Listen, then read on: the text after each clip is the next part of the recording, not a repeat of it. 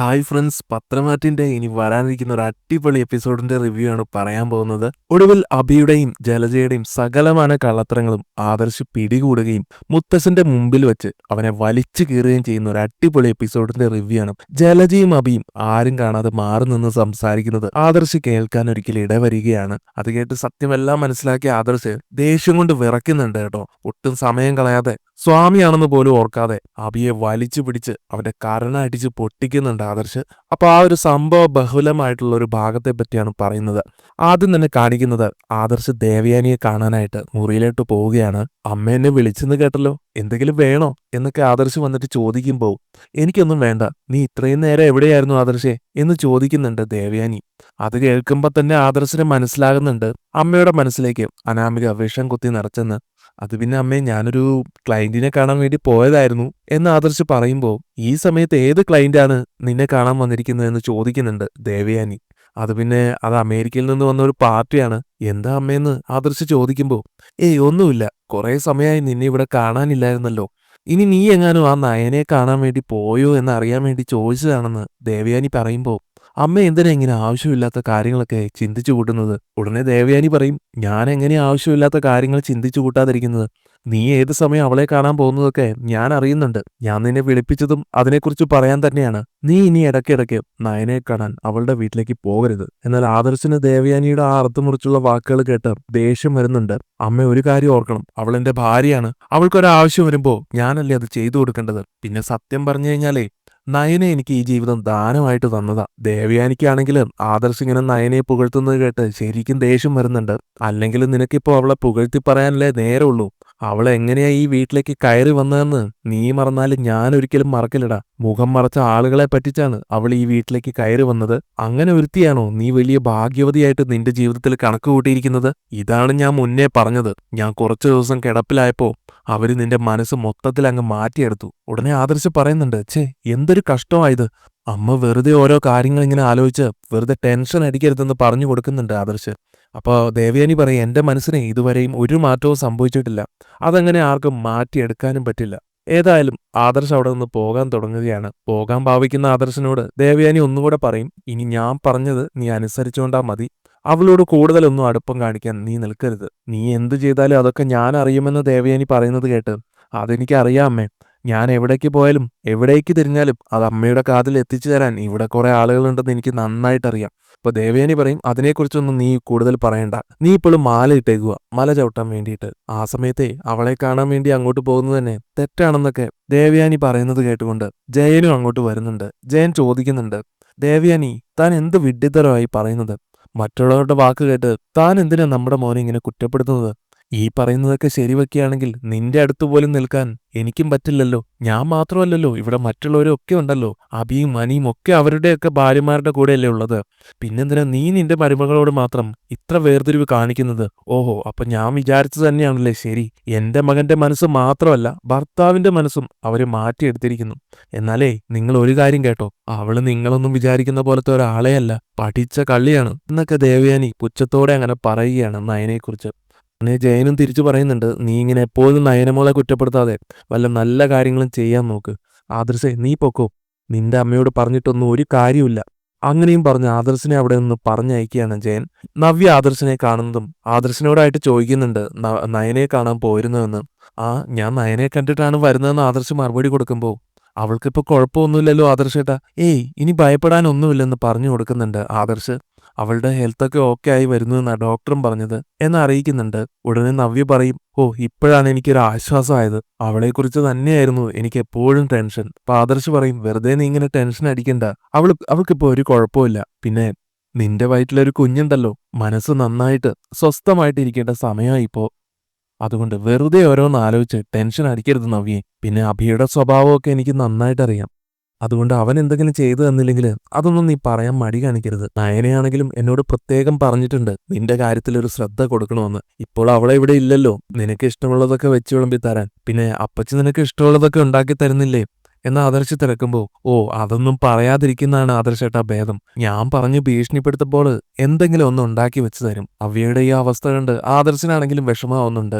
എല്ലാം ശരിയായിക്കോളൂ എന്ന് പറഞ്ഞ് നവ്യയെ ആശ്വസിപ്പിക്കുന്നുണ്ട് ആദർശ്. തുടർന്ന് പറഞ്ഞു കൊടുക്കുന്നുണ്ട്, പിന്നെ നവ്യെ നീ ഇനി ഇടയ്ക്കിടയ്ക്ക് വീട്ടിലേക്ക് പോകാനൊന്നും നിൽക്കണ്ട. ചിലപ്പോൾ അബി നിന്നെ ഫോളോ ചെയ്ത് വരാനുള്ള സാധ്യത കൂടുതലാണ്. അങ്ങനെ വല്ലതും സംഭവിക്കാൻ ഇടയായാൽ അവൻ സത്യങ്ങളെല്ലാം അറിയും.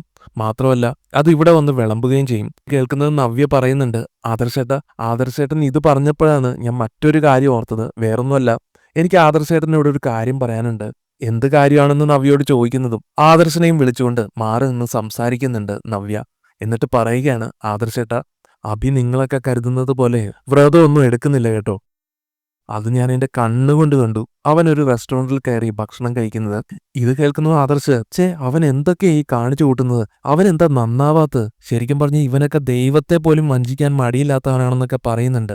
അത് മാത്രമല്ല ആദർശേട്ടാ, അവനിപ്പോ ഏതോ ഒരു പെൺകുട്ടിയായിട്ട് കറങ്ങി നടക്കുന്നതും എന്റെ ശ്രദ്ധയിൽ പെട്ടിട്ടുണ്ട്. അവനിവിടെ ഒരു ഭാര്യയും കുഞ്ഞും ഉണ്ടെന്നുള്ള ബോധം പോലും ഇല്ലാതെയാണ് ഓരോന്നൊക്കെ ചെയ്തു കൂട്ടുന്നത്. ശരിക്കും പറഞ്ഞാൽ എന്റെ ജീവിതത്തിൽ ഞാൻ എടുത്ത ഏറ്റവും വലിയ തെറ്റായ തീരുമാനമായിരുന്നു അഭി. എന്നാൽ ഞാനത് സഹിക്കാൻ ബാധ്യസ്ഥയാണ്. അതുകൊണ്ട് തന്നെ എനിക്കതിലൊരു കുറ്റബോധവും ഇല്ല ആദർശേട്ടാ. പക്ഷെ ആദർശേട്ടാ, ഞാനിപ്പോൾ അത് പറയാനല്ല ആദർശേട്ടനെ വിളിപ്പിച്ചത്. അമ്മയുടെ ഈ അവസ്ഥയ്ക്ക് കാരണം എല്ലാവരും കരുതുന്നത് പോലെ അഭിയും അവന്റെ അമ്മയും അല്ല. പക്ഷെ അവർക്ക് അറിയാം ഇതിന്റെ പിന്നിൽ ആരാണെന്ന്. അതെനിക്ക് ഉറപ്പുണ്ട്. അവര് കൈ നനയാതെ മീൻ പിടിക്കാൻ ശ്രമിച്ചതാ.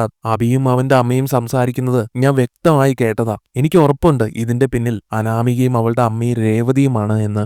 അവര് ചെയ്തത് തന്നെയായിരിക്കും ഇത്. പക്ഷേ അവരുടെ ലക്ഷ്യം ഞാനും എന്റെ കുഞ്ഞുമായിരുന്നു എന്ന് മാത്രം. അക്കാര്യത്തിൽ എനിക്ക് 101% ഉറപ്പുണ്ട് ആദർശേട്ടാ. അത് മാത്രമല്ല, അവരെ അഭിയും എന്റെ അമ്മായിയമ്മെന്ന് പറയുന്നവരും സപ്പോർട്ട് ചെയ്യുന്നുണ്ട്. അമ്മയും മകനും ഒളിച്ചും പാത്തും പലപ്പോഴായിട്ട് സംസാരിക്കുന്നത് ഞാൻ ശ്രദ്ധിച്ചിട്ടുണ്ട്. അപ്പോഴേ എനിക്ക് സംശയം തോന്നിയതാ ഇതിന്റെ പിന്നിലുള്ള കാര്യങ്ങൾ അവർക്ക് അറിയാമെന്ന്. അത് മാത്രമല്ല ആദർശേട്ടാ, അനാമികയും അവളുടെ അമ്മയും സംശയിക്കാൻ മറ്റൊരു കാരണം കൂടെ ഉണ്ട്. അന്ന് എല്ലാവരും കൂടെ അമ്പലത്തില് മാലയിടാൻ പോയ ദിവസം നയന പാൽപ്പായസം ഉണ്ടാക്കിയിരുന്നല്ലോ. ആ പായസത്തില് അമ്മയും മകളും കൂടി എന്തോ കലർത്തുന്നത് ഞാൻ കണ്ടതാ. അപ്പോഴേ എനിക്ക് മനസ്സിലായി ഇത് അവരുടെ പണിയാണെന്ന്. പാൽപ്പായസത്തിൽ അവരെന്തോ കലർത്തുന്നതിന് മുമ്പ് തന്നെ അവരവർക്കായിട്ട് കുറച്ച് മാറ്റിവെച്ചിരുന്നു. അത് ഞാൻ കണ്ടതുകൊണ്ട് മാത്രമാണ് അവരുടെ ശ്രമം പാളിപ്പോയത്. അതുകൊണ്ടെന്താ, അത് അവസാനം അവർക്ക് തന്നെ കുടിക്കേണ്ടി വന്നു. അങ്ങനെ അവർക്ക് തന്നെ പണിയും കിട്ടി. അങ്ങനെ ഇതെല്ലാം നവ്യയിൽ നിന്നും ആദർശ് അറിയുമ്പോൾ ഇരിക്കും നടുങ്ങുന്നുണ്ട് ആദർശ്. എന്നിട്ട് നവ്യയോടായിട്ട് ചോദിക്കുന്നുണ്ട്, നീ എന്തൊക്കെയാ നവ്യ ഈ പറയുന്നത്? അതെ ആദർശേട്ടന് എന്നെ വിശ്വാസമില്ലെങ്കിൽ നയനയോട് ചോദിച്ചു നോക്ക്. അവൾക്കറിയാം എല്ലാ സത്യങ്ങളും. അല്ല, ഇതൊക്കെ അറിഞ്ഞിട്ടും നിങ്ങൾ എന്താ ഇതൊന്നും ആരോടും പറയാതിരുന്നതെന്ന് ആദർശ് ചോദിക്കുമ്പോൾ, അത് പിന്നെ ഞാനോ നയനയോ ഇവിടെ എന്തെങ്കിലും ഒരു കാര്യം പറഞ്ഞാൽ ആരെങ്കിലും വിശ്വസിക്കുമോ? പലതവണ ഞാൻ പറഞ്ഞു നോക്കിയതുവാ. പക്ഷെ അതൊന്നും ആരും ചെവി കൊണ്ടില്ല. അഭിയോടും അവന്റെ അമ്മയോടും ഒക്കെ പറയുമ്പോൾ പ്രത്യേകിച്ച് പ്രതികരണമൊന്നുമില്ലായിരുന്നു അവർക്ക്. എന്തായാലും ആദർശേട്ടൻ അഭിയെയും എന്റെ അമ്മായിയമ്മയും ഒന്ന് സൂക്ഷിക്കുന്നത് നല്ലതാ. അവര് മറ്റുള്ളവരെ കൊല്ലാൻ പോലും മടിയില്ലാത്ത കൂട്ടത്തിലാ. അങ്ങനെ എല്ലാ കാര്യങ്ങളും നവ്യയിൽ നിന്ന് അറിയുന്നതും ആദർശനാണെങ്കിലും നവ്യ പറയുന്നതിൽ കാര്യമുണ്ടെന്ന്, നവ്യ പറയുന്നത് ശരിയാണെന്ന് തോന്നുകയാണ്. ആദർശ് പിന്നീട് അഭിയെ ഒന്ന് നിരീക്ഷിക്കാൻ തന്നെ തീരുമാനിക്കുകയാണ് കേട്ടോ. അങ്ങനെ അന്ന് രാത്രി എല്ലാവരും ഭക്ഷണമെല്ലാം കഴിച്ചുകൊണ്ടിരിക്കുമ്പോൾ അഭിയും ജലജയാണെങ്കിൽ ഇരുന്നിടത്ത് ഇരിപ്പുറയ്ക്കാതെ പഴുങ്ങി കളിക്കുകയായിരിക്കും. ആദർശാണെങ്കിൽ ഇതൊക്കെ ശ്രദ്ധിക്കുന്നുണ്ട്. അങ്ങനെ ജലജ അവിടെ നിന്ന് എണീറ്റ് അഭിയെ കണ്ണുകൊണ്ട് ആംഗ്യം കാട്ടി തന്റെ അടുത്തേക്ക് വിളിപ്പിക്കുന്നുണ്ട്. ജലജയ്ക്ക് പിന്നാലെ അഭിയെ എണീറ്റ് പോകുന്നത് കാണുന്ന ആദർശന് എന്തൊക്കെയോ മനസ്സിലാവുന്നുണ്ട്, എന്തൊക്കെയോ സംശയം തോന്നുന്നുണ്ട്. ആദർശം മുത്തച്ഛനോടായിട്ട്, മുത്തച്ഛൻ ഞാൻ ഇപ്പോൾ വരാം, അത്യാവശ്യമായിട്ട് ഒരു മെയിൽ അയക്കാനുണ്ടായിരുന്നു, ഞാനത് മറന്നു, അതുകൊണ്ട് അതിപ്പോൾ അയച്ചിട്ട് വരാമെന്നും പറഞ്ഞുകൊണ്ട് അഭിയുടെ പിന്നാലെ പോവുകയാണ്. ഇവിടെ ജലജയും അഭയും നേരെ പോകുന്നത് പുറത്തോട്ടായിരിക്കും. കാരണം അവരുടെ സംസാരം ആരും കേൾക്കരുതല്ലോ, അത് കരുതിയിട്ട്. എന്നാൽ അഭിയെ പിന്തുടർന്നു വന്ന ആദർശ് അവരുടെ സംസാരം കേൾക്കാനിടയായിട്ട് വരികയാണ്. അവര് കാണാതെ അവിടെ മറഞ്ഞു നിൽക്കുകയാണ് ആദർശ്. അങ്ങനെ ജലജ അഭിയോടായിട്ട് പറയുന്നുണ്ട്, എടാ നീ വാക്ക് തെറ്റിച്ചല്ലേ, ഞാൻ നിന്നോട് ഇന്ന് ഭക്ഷണമൊന്നും കഴിക്കരുതെന്ന് പറഞ്ഞില്ലായിരുന്നോ? എന്നിട്ട് നല്ലോണം വെട്ടി വിഴുങ്ങി കഴിച്ചിട്ട് വരുവാണല്ലോ നീ. അത് പിന്നെ അമ്മേ, എനിക്ക് വിശന്നാ പിന്നെ കണ്ണ് കാണില്ലെന്ന് അമ്മയ്ക്കറിയാലോ, പിന്നെ ഞാൻ എന്ത് ചെയ്യാനാ? എടാ നിനക്ക് ദൈവത്തിലും വിശ്വാസമില്ലേടാ, വിവരദോഷി. എനിക്ക് വിശ്വാസം ഇല്ലാഞ്ഞിട്ടല്ല അമ്മേ, എന്നെക്കൊണ്ട് പറ്റണ്ടേ പട്ടിണി കിടക്കാൻ. നിന്നെ പറഞ്ഞിട്ട് കാര്യമില്ല, ഞാൻ തന്നെയല്ലേ നിന്നെ വളർത്തി വഷളാക്കിയത്. ഇത് കേൾക്കുന്ന ആദർശ് മനസ്സിൽ വിചാരിക്കുന്നുണ്ട്, അപ്പൊ നവ്യ പറഞ്ഞതെല്ലാം ശരിയാണ്. ഇവൻ വ്രതം ഒന്നും എടുക്കുന്നില്ല, ഡെയിലി ഹോട്ടലിൽ പോയി ഭക്ഷണം കഴിച്ച് മറ്റുള്ളവരെ പറ്റിക്കുകയാണല്ലേ. ജലജ എന്നിട്ട് വീണ്ടും പറയുന്നുണ്ട്, നിന്നോടൊന്നും പറഞ്ഞിട്ട് ഒരു കാര്യമില്ല, നീ എന്തെങ്കിലും ചെയ്യ്. കുറച്ച് ദിവസമായിട്ടേ പുറത്തു നിന്നുള്ള ഫുഡൊന്നും കഴിക്കാഞ്ഞിട്ട് എന്റെ വയറ്റിന് ഒരു സുഖവുമില്ല. നിനക്ക് പോകുമ്പോ ഈ എന്നെയും കൂടെ വിളിച്ചുകൂടായിരുന്നോ എന്ന് ജലജ ചോദിക്കുമ്പോൾ, അത് പിന്നെ അമ്മയെ വിളിച്ചാൽ അമ്മ എവിടൊക്കെയാണ് എന്താണെന്നൊക്കെ ചോദിച്ച് പിന്നാലെ എല്ലാവരും വരില്ലേ.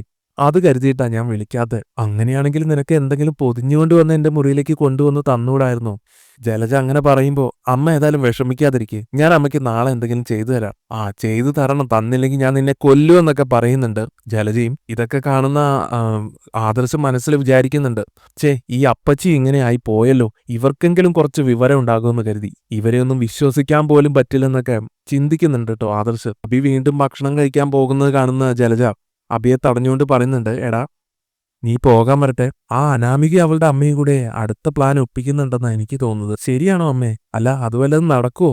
എന്താ അവരുടെ പ്ലാൻ? അമ്മ വല്ലതും കേട്ടോ എന്നൊക്കെ അഭി ആകാംക്ഷപൂർവ്വം ചോദിക്കുമ്പോ അവരുടെ പ്ലാൻ എന്താണെന്നൊന്നും കൃത്യമായിട്ട് കേട്ടിട്ടില്ല. എന്തായാലും കഴിഞ്ഞ പ്രാവശ്യം അവർ ചെയ്തത് ചക്കിന് വെച്ചത് കൊക്കിന് കൊണ്ട പോലെ ആയി. എന്തായാലും അന്ന് അവര് വെച്ച പണി അത് ഏട്ടത്തിക്കും കൊണ്ടു. ഇനിയിപ്പോ അതൊന്നും പറഞ്ഞിട്ട് കാര്യമില്ല. എന്തായാലും നമ്മൾ ചെയ്യുന്ന പണിയൊക്കെ ഫ്ലോപ്പായിട്ട് പോകുന്നതേ ഉള്ളൂ. അതുപോലെ തന്നെയാണ് ആ രേവതി അനാമികയെന്ന് തോന്നുന്നു. നമുക്ക് ഇതിലൊന്നും ഒരു റോളും ഇല്ല. നമുക്ക് അങ്ങോട്ട് മാറി നിൽക്കാം. പക്ഷെ ഏത് സമയവും അവരെ തന്നെ നമ്മൾ വാച്ച് ചെയ്തുകൊണ്ടിരിക്കണം. അപ്പൊ പിന്നെ അവരെന്തൊക്കെയാണ് ചെയ്യുന്നതെന്ന് അറിയാൻ പറ്റുമല്ലോ. ഉടനെ അഭിയും പറയുന്നുണ്ട്, അതെ അമ്മേ, അവരുടെ മേലെ എപ്പോഴും ഒരു കണ്ണുള്ളത് നല്ലതാ. അവളും അവളുടെ അമ്മയും ഒക്കെ നല്ല ഒന്നാം തരം പഠിച്ച കള്ളികളാണ്. അങ്ങനെ കാര്യങ്ങളെല്ലാം ജലജയുടെയും അഭിയുടെയും നാവിൽ നിന്ന് തന്നെ അറിയുന്ന ആദർശനാണെങ്കിൽ നന്നായിട്ട് തന്നെ ദേഷ്യം വരുന്നുണ്ട്. അനാമികയും അവളുടെ അമ്മയുമാണ് എല്ലാത്തിനും പിന്നിലെന്ന് മനസ്സിലാക്കുന്ന ആദർശ് പിന്നീടൊന്നും കേൾക്കാൻ നിൽക്കാതെ പെട്ടെന്ന് തന്നെ ഡോറ് തുറക്കുകയാണ്. ആദർശിനെ അവിടെ കാണുന്നതും അഭിയും ജലജയും ഒക്കെ ഒന്ന് ഞെട്ടുന്നുണ്ട്. ആദർശ് നേരെ വന്നിട്ട് അഭിയുടെ കോളറിൽ കുത്തിപ്പിടിച്ചിട്ട് അഭിയുടെ മുഖം അടച്ചൊന്ന് കൊട്ടുക്കുന്നുണ്ട്. ജലജ കരഞ്ഞുകൊണ്ട് ചോദിക്കുന്നുണ്ട്, അയ്യോ ആദർശേ, നീ എന്തിനാടാ എന്റെ മോനെ തല്ലിയത്? മിണ്ടിപ്പോകരുത് അപ്പച്ചി. നിങ്ങളോട് എനിക്കിപ്പോ അറുപ്പും വെറുപ്പുമാണ്. നിങ്ങളെ ഇവിടെ സംസാരിച്ചതൊക്കെ ഞാൻ കേട്ടു. നിങ്ങൾ ഒരൊറ്റ ഒരുത്തിയാണ് ഇവനെ ഇത്രയും വഷളാക്കിയത്. അമ്മയ്ക്കും മോനും കേറിക്കിടക്കാൻ ഒരിടം തന്ന ആളുകളെയാണ് നിങ്ങൾ ഇത്രയും നല്ല രീതിയിൽ വഞ്ചിക്കുന്നത്. സ്വാമിയായിട്ടുള്ള ഇവൻ പുറത്തുപോയി ഭക്ഷണം കഴിക്കുന്നു, എന്നിട്ടത് അമ്മയ്ക്കും വേണോ അത്രേ? ശേഷം അഭിയോടായിട്ട്, എടാ പറയടാ, ആരാടാ എന്റെ അമ്മയുടെ അവസ്ഥയ്ക്ക് കാരണം? എനിക്ക് നിന്റെ നാവിൽ നിന്ന് ഇപ്പൊ അത് കേട്ടേ പറ്റൂ. ഞാൻ ഇവിടെ കേട്ടത് മാത്രം പോരാ, നിന്റെ നാവ് കൊണ്ട് അത് കേട്ടേ പറ്റൂ. ഇല്ലെങ്കിൽ എന്റെ കയ്യിൽ നിന്ന് രക്ഷപ്പെടാമെന്ന് കരുതണ്ട കേട്ടോ. ഉടനെ അഭി കരഞ്ഞുകൊണ്ട്, അയ്യോ ആദർശേട്ടാ, അത് പിന്നെ ഞങ്ങൾക്കൊന്നും അറിയില്ല. ജലജി അത് ഏറ്റുപിടിച്ചുകൊണ്ട്, അതേടാ ആദർശ്, ഞങ്ങൾക്കൊന്നും അറിയില്ല, എന്റെ മോനെ വിടെന്നും പറഞ്ഞുകൊണ്ട് ജലജ ആദർശിനെ തടയാനൊക്കെ നോക്കുന്നുണ്ടെങ്കിലും നിങ്ങൾ അങ്ങോട്ട് മാറി നിൽക്കെന്നും പറഞ്ഞുകൊണ്ട് ജലജയെ തട്ടി മാറ്റുകയാണ് ആദർശ്. അപ്പൊ ഈ ശബ്ദവും ബഹളവും ഒക്കെ കേട്ടുകൊണ്ട് ഭക്ഷണം കഴിക്കാനിരിക്കുന്ന മുത്തശ്ശനും മുത്തശ്ശിയും ഒക്കെ അവിടേക്ക് വരുന്നുണ്ട്. അങ്ങനെ ഒടുവിൽ ആദർശിന് മുമ്പിൽ പിടിച്ചു നിൽക്കാനാകാതെ ആ ഒരു സത്യം തുറന്നു പറയുകയാണ് അഭി. അനാമികയും രേവതിയുമാണ് പാലിൽ വിഷം ചേർത്തതെന്ന് അഭി അങ്ങ് തുറന്നു പറയുകയാണ്. ഇത് കേൾക്കുന്നതും എല്ലാവരും ഒന്നടങ്കം നടുങ്ങുന്നുണ്ട്. മുത്തശ്ശനും മുത്തശ്ശിയും ജാനകിയും ഒക്കെ അഭിയുടെ വായിൽ നിന്ന് കേട്ട കാര്യം വിശ്വസിക്കാനാകാതെ അങ്ങനെ സ്തബ്ധരായി നിൽക്കുകയാണ് കേട്ടോ ചെയ്യുന്നത്. അഭി ഇത് പറഞ്ഞു തീർന്നതും അഭിയെ ഒന്നുകൂടെ പൊട്ടിക്കുന്നുണ്ട് ആദർശ്. എന്നിട്ട്, എടാ അഭി, അന്ന് എന്താടാ സംഭവിച്ചത്? വ്യക്തമായിട്ട് പറ, ഇവിടെ എല്ലാവരും കേൾക്കട്ടെ എന്ന് പറഞ്ഞുകൊണ്ട് ആദർശ് അഭിയെ കൊണ്ട് അന്നത്തെ സംഭവങ്ങൾ മുഴുവൻ തത്ത പറയിക്കുന്ന പോലെ പറയിപ്പിക്കുന്നുണ്ട്. അങ്ങനെ അനാമികയും രേവതിയും കൂടെ നവ്യയുടെ കുഞ്ഞിനെ കളയാൻ വേണ്ടി പാലിൽ വിഷം ചേർക്കാൻ പ്ലാൻ ഇട്ടതും പാല് നവ്യയ്ക്ക് പകരം ദേവയാനി കുടിച്ചതുകൊണ്ടാണ് അമ്മായിക്ക് ഇങ്ങനെ ഒരു അവസ്ഥ വന്നത് എന്നെല്ലാം അഭി അവിടെ തുറന്നു പറയുന്നുണ്ട്. അങ്ങനെ വളരെ രസകരമായിട്ടുള്ള മുഹൂർത്തങ്ങൾ, സംഭവബഹുലമായിട്ടുള്ള മുഹൂർത്തങ്ങളാണ് ഇനി വരാനായിട്ട് പോകുന്നത്. ഈ വീഡിയോ ഇഷ്ടപ്പെട്ടെങ്കിൽ ലൈക്ക് ചെയ്യുക, ചാനലൊന്നും മറക്കാതെ സബ്സ്ക്രൈബ് ചെയ്യുക. താങ്ക്